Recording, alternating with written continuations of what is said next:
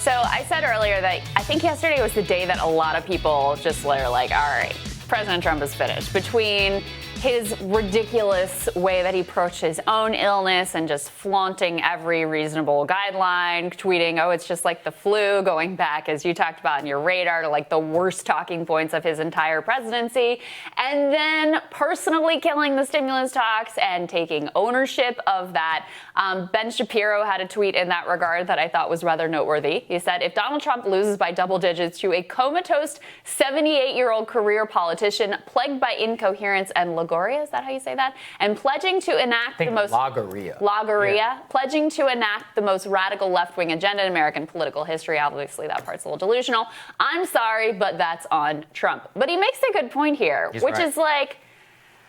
It was all there for Donald Trump. Joe Biden is not a hard person to run against. The debate last week is a perfect example. Joe didn't do anything impressive. He did not do an effective job of like articulating a coherent message, but Trump was so determined to set himself on fire that he comes out one of the biggest debate losers that we've had in recent history, honestly, with polls moving strongly against him. The CNN poll has him down 16, and another national poll, Reuters Ipsos, has him down 12. This one really insane one that just came out, which I'm going to have to check into the veracity of, but has him down 21 points. I'm like, clearly, right.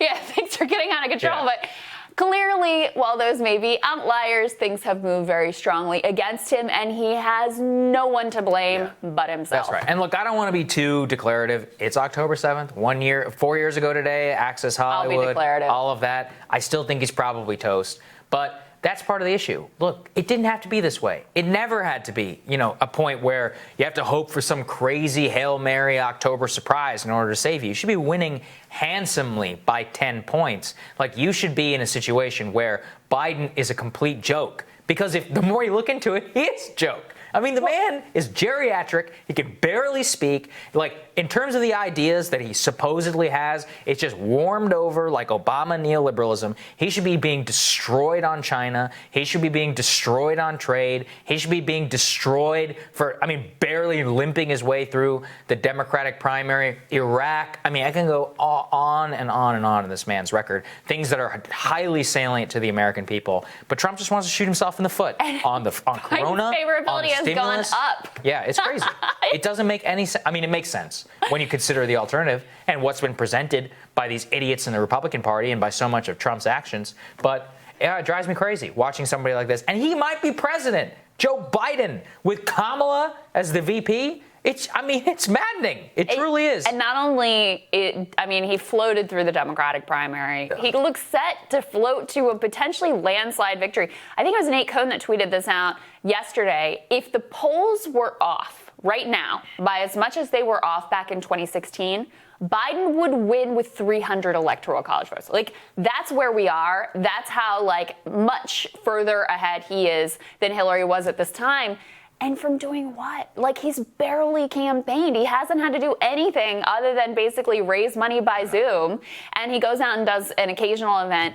And this shows you why he's effectively up by potentially double digits nationwide and possibly headed to this massive landslide win, because Trump has left open just the most basic, normal, obvious political rhetoric, where if you can seem like, first of all, you can sort of string a sentence together, and second of all, that you're just not going to be outrageous chaos generator every single day. People are like, yes, please give me that.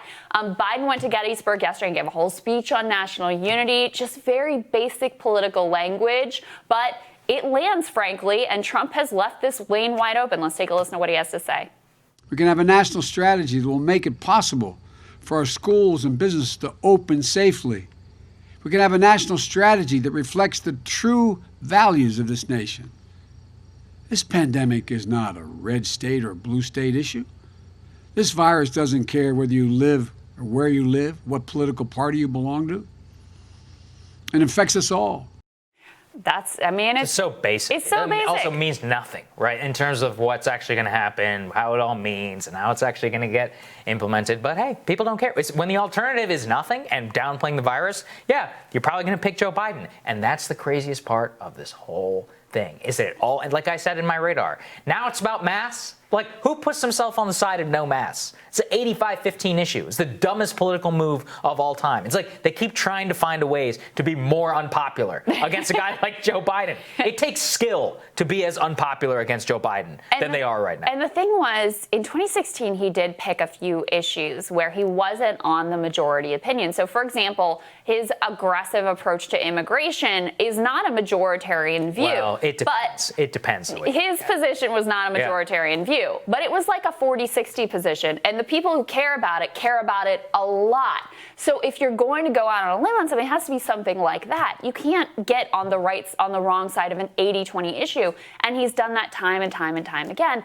And frankly, look, the American people are so bruised and battered. The bar is so low that if he had just been able to comport himself in like a normal way and project confidence, whatever that means, people wanted to give him a chance. You look at freaking Andrew Cuomo, who has been nothing special in this pandemic. He made a lot of bad decisions that cost people's lives, which we've covered here extensively, especially with regard to nursing homes. But because he came out and he gave the press conferences and he just gave the visual appearance of taking it seriously, he had like a 70% approval rating, because that's all people are really looking for, is for someone to be like, we've got this, we're gonna get through this, here's the actions we're taking, here's what we need you to do in your lives. And he just utterly failed time and time again to do that. So not only is he losing what is an entirely winnable race, but he is getting crushed right now by a guy who really does not deserve to have a landslide victory. That is really the